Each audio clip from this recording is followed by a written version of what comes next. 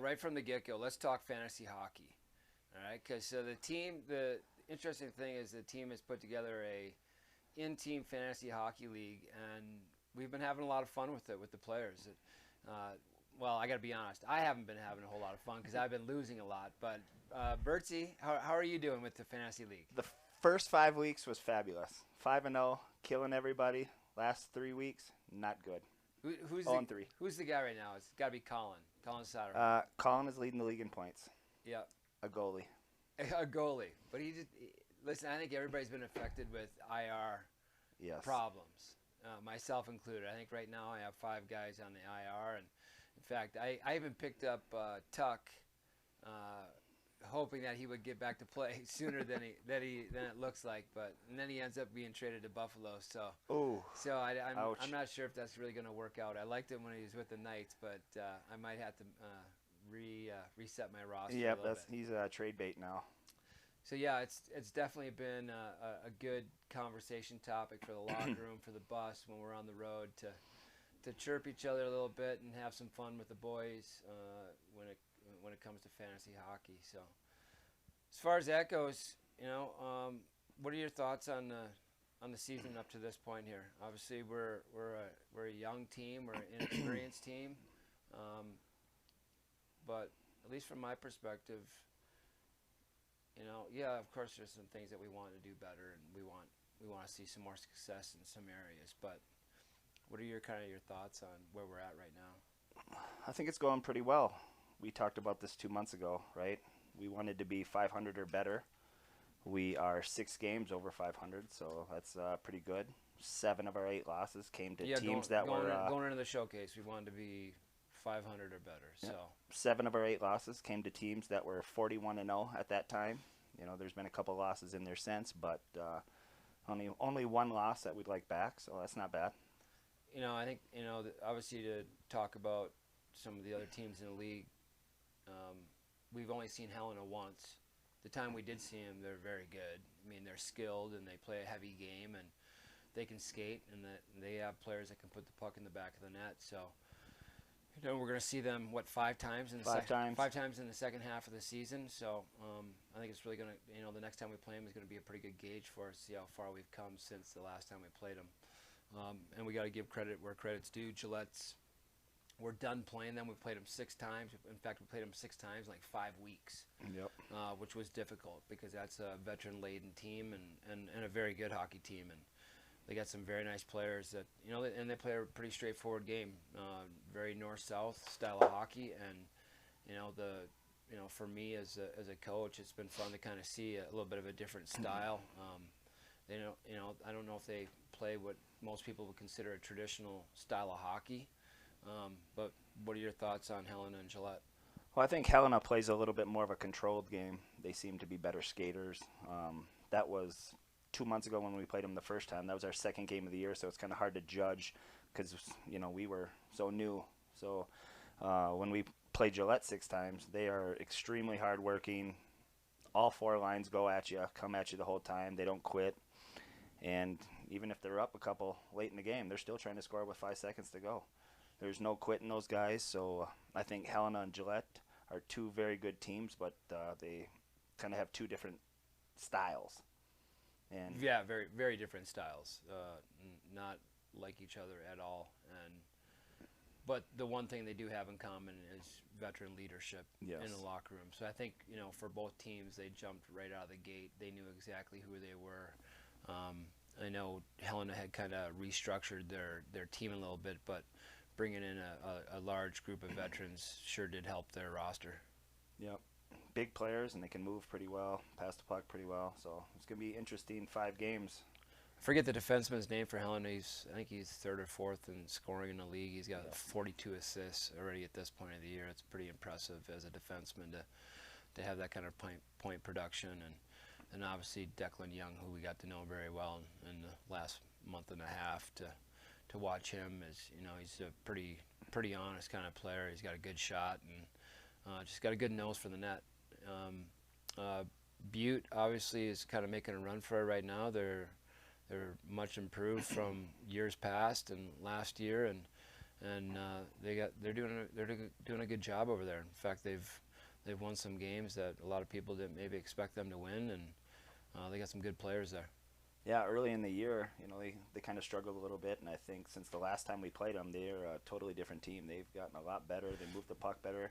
They seem to gel a little bit as a team, so it's going to be interesting. There's no doubt about that. I think they kind of got a little mojo going as a team. Yeah, good team chemistry. Yep. I agree.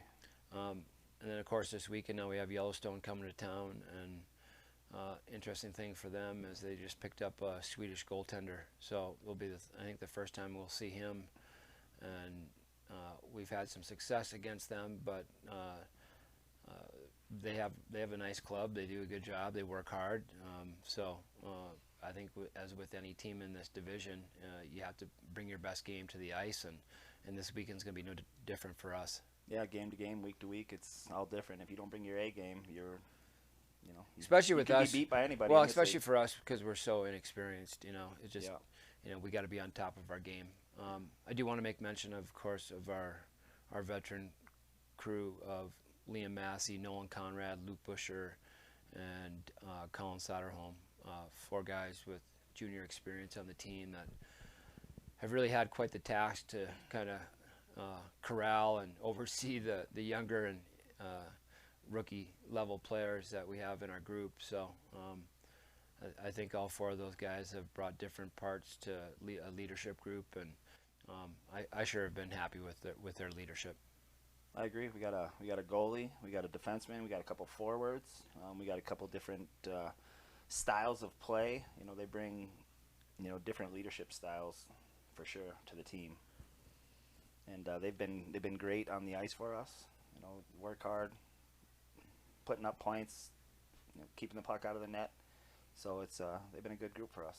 Got to make mention of Ian Bowman, who's in the top 5 scoring in the NA3HL. He came to us from he had started the year in SIJHL, and for him to come to our team, our division, our league, it was a pretty big get for us. And Ian has a good knack for the net and a good knack for hockey IQ. So it's been good to get him. And I know he's been here for most of the season, but he was definitely a late addition to what we'd had come in from the beginning. Yeah, I think the first game he came in, great fit in the locker room. Guys got along with him. Great on the ice. First game, his first game with us. I only think 1 or 2 practices, if that, and he jumped right in. One practice. Yeah, and he jumped right in. Had a great game, great weekend, and ever since then he's been putting up points and having a pretty successful season so far. And want to make mention of Bentley Simcox, who had a great weekend last weekend against Sheridan in Sheridan. Had 3 goals on Friday night and then a goal and assist on Saturday night, and it was really kind of that secondary scoring that we've been looking for, and he's making some steps towards being that kind of player for us. Yeah, a couple weeks ago something bit him, and he got some confidence, and he's put up probably 12 points in the last 3 weeks. And after the Michigan goal. Yeah, nice Michigan goal, play of the week. Yeah. So since then he's kind of had some confidence, and any hockey player with confidence is dangerous. Going into the showcase, obviously we have a pretty tough task in Oklahoma City, Peoria, and El Paso. 3 pretty good organizations with good teams, 2 South Division teams, and then a Central Division team as well. Peoria plays in a tough division. Rochester's in a division, arguably the best Tier 3 hockey team in the country. And so they're playing them on a fairly regular basis. So it'll be interesting to see how we fare against Peoria. And then, of course, OKC. I got to make mention of one of my former players, Jarrett Rooney. Him and his family, they own Oklahoma City. And so it'll be interesting for me to kind of go back against a former player that's now an owner, and his brother's GM. And I think he may be coaching as well, so it'll be fun to see those guys. But yeah, the showcase will be great. Obviously, you're very familiar with the setting and surroundings in Blaine, Minnesota. You growing up in Minneapolis, you know that area very well. Yeah, I'm super excited to go back to Minnesota, play some games. I know the Blaine rinks very well. I know the boys are super excited. Play 3 new teams, something different, different divisions, different teams. For a couple of the boys, it's some old teammates, some old friends, some old coaches. So there's it's always a fun event going to a showcase like that. You obviously see a lot of people that you know. I think probably the one thing for fans to kind of notice and recognize that it'll be different for just about every team. In fact, I don't know if there's a team in the NE3HL that has a home rink that has a Olympic size sheet. And the majority of the games, I know there'll be a few games on the back 4, but the majority of the games will be played on the front 4 sheets at the Blaine Schwann Super Rinks. And the front 4 sheets are all Olympic size sheets. So a little bit more space, a little bit more time, but a lot more space to cover defensively. So that will be something different for the players. Yeah, it's going to add a new challenge for sure. Bigger ice. It's going to be different for everybody, and I don't know how many teams practice on Olympic sheet, but it's going to be a totally different game. More space, more speed. Passing lanes are different, skating lanes are different. Everything's going to be different for the boys. So we'll see how they fare up. See how they handle that. I think all teams will struggle maybe early, figuring out positioning. And, I think by the end of the first, everyone will be ready to go. And then, of course, the boys are going to get a much-needed break. This first half of the season's been pretty grueling for everybody. Practices Mondays through Thursdays, some Fridays occasionally, depending upon situations with our game schedule. But then games on Fridays, Saturdays, and Sundays off if we're on the road, back late, and Sunday's a rest day. But some guys are working and some guys have other things going on, so it's a tough day to get rested up, and then we're usually back at it on Monday morning. We did take a break this week on Monday, which was the first time we've done that all year, but a much-needed holiday break for the players right after the showcase. The majority of them will be flying directly from Minneapolis-St. Paul International back to wherever they're from. Yeah, I agree. It's gonna be fun. It's gonna be a challenge. 5 games in 6 days. The boys are going to be tired, but at the end of that game 5, it's a little reward. Go see your family, go friend. Some of the guys are jumping on a plane straight from Minnesota and going to their hometown straight from there. So everyone gets to see family and friends, and maybe take 4 or 5 days off, do nothing but sleep and hang out with your family. And I think the boys need that. There's no doubt that we need it. In fact, for us as coaches, we need it too. I'm feeling it as well. So. Yeah, that's a big part for me. I get to see my kids, I get to see my friends, I get to see my family, I get to see people that I haven't seen in a long time. So I'm really excited about this trip. It'll be interesting for me. It'll be the if the snow stays on the ground here in Bozeman, it'll be the first white Christmas I've had in quite some time. So looking forward to that and all the festivities that go around Bozeman. But hey, that's it from us here at Haynes Pavilion in Bozeman, Montana. If you want to check us out, you can find us on our social media sites on Facebook, Instagram, and YouTube. Thank you.